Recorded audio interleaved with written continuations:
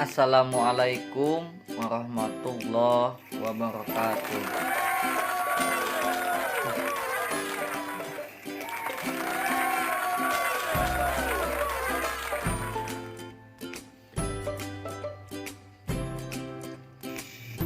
Universitas Banten Jaya terdepan dalam antisipasi masa depan.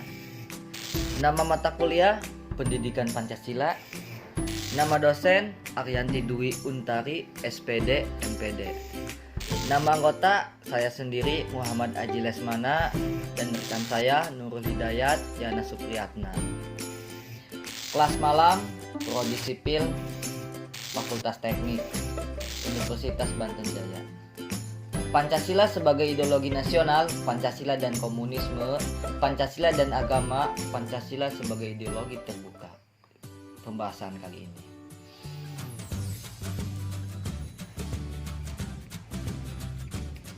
Nah, sebelum membahas tentang Pancasila sebagai ideologi nasional, kita harus tahu pengertian Pancasila. Pancasila adalah pilar ideologis negara Indonesia. Nama ini terdiri dari dua kata dari Sanskerta. Panca berarti lima dan sila berarti prinsip atau asas. Bisa juga sila itu dasar. Jadi Pancasila itu 5 dasar.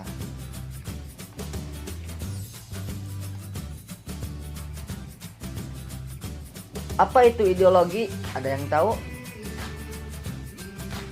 Ayo, apa?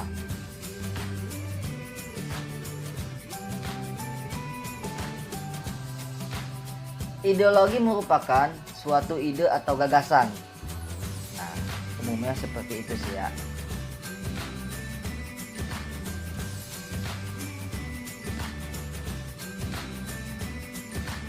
Setelah kita mengetahui Pancasila dan ideologi baik, kita langsung ke intinya. Apakah teman-teman mengetahui apa itu Pancasila sebagai ideologi nasional? Ayo. Pancasila sebagai ideologi nasional. Langsung saja. Pancasila sebagai ideologi nasional, ideologi Pancasila ditetapkan sebagai dasar negara, juga sekaligus ideologi nasional. Makna Pancasila sebagai ideologi nasional bangsa Indonesia adalah bahwa nilai-nilai yang terkandung dalam ideologi Pancasila itu menjadi cita-cita normatif bagi penyelenggaraan bernegara.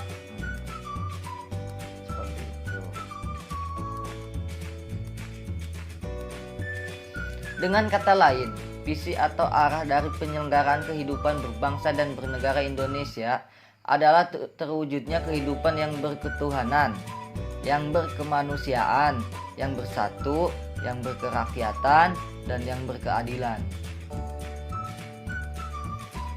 Pancasila dan komunisme. Nah, kita sudah tahu ya tadi Pancasila artinya. Sebelum kita membahas tentang Pancasila dan komunisme, kita harus tahu dulu komunisme itu apa. Nah, ada yang tahu komunisme itu apa? Ayo. Komunisme bahasa Latin, komunis bahasa Inggris common atau universal, adalah ideologi yang berkenaan dengan filosofi politik, sosial, dan ekonomi yang tujuan utamanya tercipta masyarakat komunis dengan aturan sosial ekonomi berdasarkan kepemilikan bersama alat produksi dan tidak adanya kelas sosial, uang, dan negara. Jadi milik bersama gitu ya.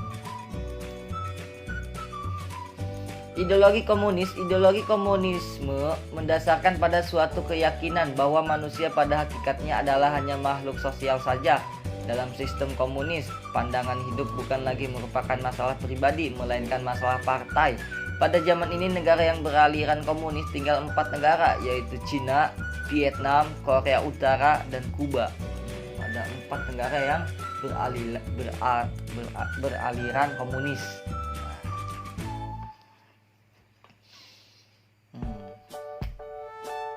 Ideologi Pancasila versus komunisme.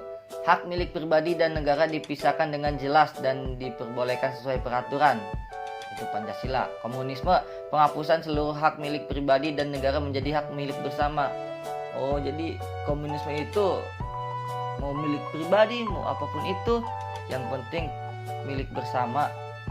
Kalau Pancasila kan mempunyai hak asasinya, hak masing-masing gitu ya. Dua, menimbulkan adanya kelas dalam masyarakat dengan penanganan masing-masing. Terciptanya komunisme, terciptanya negara tanpa kelas. Oh, jadi dia sama sejajar. Kalau Pancasila kan ada tingkatannya, ada perbedaannya. Maksudnya seperti itu. Pemerintah yang demokratis. 3, pemerintah cenderung otoriter agar rakyat dapat diatur sepenuhnya. Kalau pemerintah Pancasila itu harus dimusyawarahkan terlebih dahulu ya kalau ada apapun itu. Kalau komunisme otoriter itu gimana kata pemimpinnya A, kata pemimpinnya B. Jadi lebih baik Pancasila ya. Pancasila lebih berkerakyatan gitu ya. Keadilannya itu benar-benar. Saya Indonesia, saya Pancasila. Jadi normalnya ya, Pancasila itu bersikap hitam putih dengan komunisme seperti yang diinginkan the founding father kita. Iyalah, kenapa hitam putih ya? Sudah dari penjelasannya juga sudah sangat berbeda jauh ya, saling berbandingan istilahnya. Benar gak? Ya, harus benar sih. Pancasila versus komunisme. Pancasila dan komunis. Menurut Kailan yang dikutip Encep Syarif mengatakan bahwa komunisme tidak pernah diterima dalam kehidupan masyarakat Indonesia. Pelanggaran penyebaran ideologi komunis ditegaskan dalam TAP MPR nomor 10/105 MPR RS 1996 tentang pembubaran PKI. Pernyataan sebagai organisasi terlarang di seluruh wilayah negara RI bagi Partai Komunis Indonesia. Ya, PKI. Banyak kan sejarahnya, yang umum sejarah PKI itu G3S ya, G30S, pembantaian para pahlawan. Wah, sungguh menyakitkan gitu ya, pahlawan kita yang berjuang demi negara kita dibantai dalam satu malam. Pancasila dan agama. Nah, Pancasila dan agama.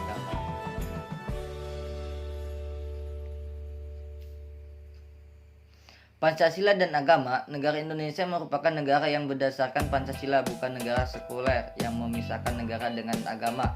Hal ini tercantum dalam pasal 29 ayat 1 yang berdasarkan atas ketuhanan yang Maha Esa, agama dapat mendorong aplikasi nilai-nilai Pancasila. Begitu pula Pancasila memberikan ruang gerak yang seluas-luasnya terhadap usaha-usaha peningkatan pemahaman, penghayatan, dan pengalaman agama. Oh, jadi Pancasila dan agama itu masih saling berhubungan gitu ya, nggak terlalu bertolak belakang seperti itu.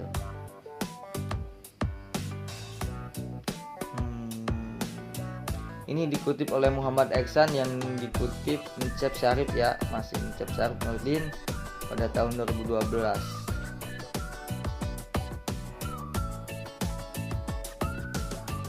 Pancasila dan agama. Pancasila pun mengisyaratkan bahwa kesadaran akan adanya Tuhan milik semua orang dan berbagai agama.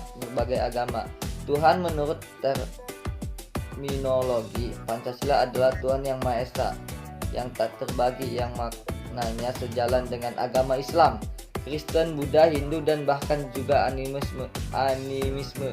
Nilai-nilai Pancasila yang digali dari bangsa Indonesia yang berupa nilai-nilai adat istiadat, kebudayaan, serta nilai-nilai religius yang terdapat dalam kehidupan sehari-hari bangsa Indonesia. Ya sih masih berhubungan. Jadi pada sila pertama itu ketuhanan yang Maha Esa. Kenapa ketuhanan yang Maha Esa? Karena di negara kita agama itu bukan hanya satu, tapi banyak, seperti agama Islam, Kristen, Buddha, Hindu, dan bahkan juga animisme ya gitu. Pribadi saya beragama Islam, saya yakin adanya Tuhan, yaitu Allah Subhanahu Wa Taala, dan Nabi kita Nabi Muhammad Sallallahu Alaihi Wasallam. Jadi saling berhubungan sih Pancasila dan agama, tidak bertolak belakang. Cuma kali doang Pancasila dan komunisme itu saling bertolak belakang. Hubungan agama dan Pancasila. Negara adalah berdasar kan atas ketuhanan yang Maha Esa. Konsekuensinya setiap orang memiliki hak asasi untuk memeluk dan menjalankan ibadah sesuai dengan agama masing-masing. Yalah, kita harus punya keyakinan. Tidak ada tempat bagi ateisme dan sekularisme karena hakikatnya manusia berkedudukan kodrat sebagai makhluk Tuhan. Ya, kita harus meyakini satu Tuhan kita masing-masing.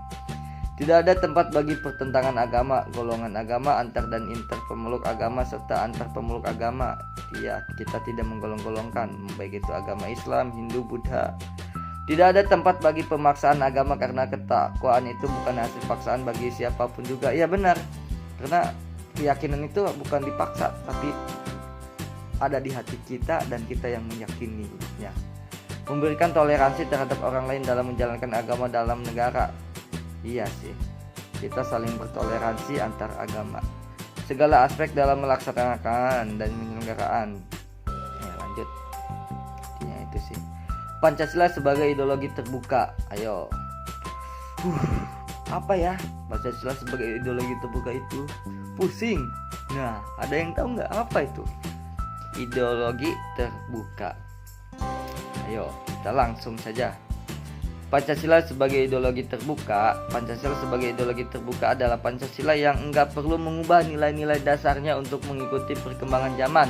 Maka nilai-nilai dasar Pancasila bisa dikembangkan sesuai dengan perkembangan bangsa Indonesia dan juga perkembangan zaman. Namun hal ini tetap harus disesuaikan dengan perkembangan dan kebutuhan masyarakat yang ada di dalam negara tersebut. Nah, jadi Pancasila itu tidak jadul, jadi bisa mengikuti dengan perkembangan zaman, dengan kebutuhan masyarakatnya yang ada pada zaman tersebut. Nah, jadi ya itulah ideologi terbuka, mengikuti arahan zaman, mengikuti perkembangan zaman, seperti itu. Ciri-ciri ideologi terbuka merupakan keyakinan rohani, moral dan budaya bangsa atau merupakan nilai-nilai dasar dan cita-cita masyarakat bangsa. Bukan diciptakan oleh negara, tetapi ditemukan dan digali dari masyarakat itu sendiri. Menghargai pluralisme dan hak asasi sehingga bisa diterima masyarakat dari berbagai latar belakang budaya dan agama. Isinya tidak bersifat operasional sehingga setiap generasi dapat dan perlu menggali dan mencari implikasinya dalam kekinian. Oh ya, jadi ciri-cirinya itu kita bisa berpendapat seperti itulah. Saya Indonesia, saya Pancasila.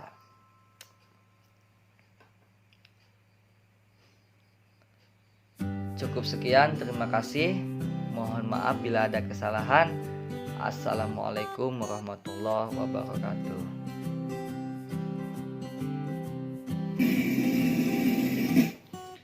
Assalamualaikum warahmatullahi wabarakatuh.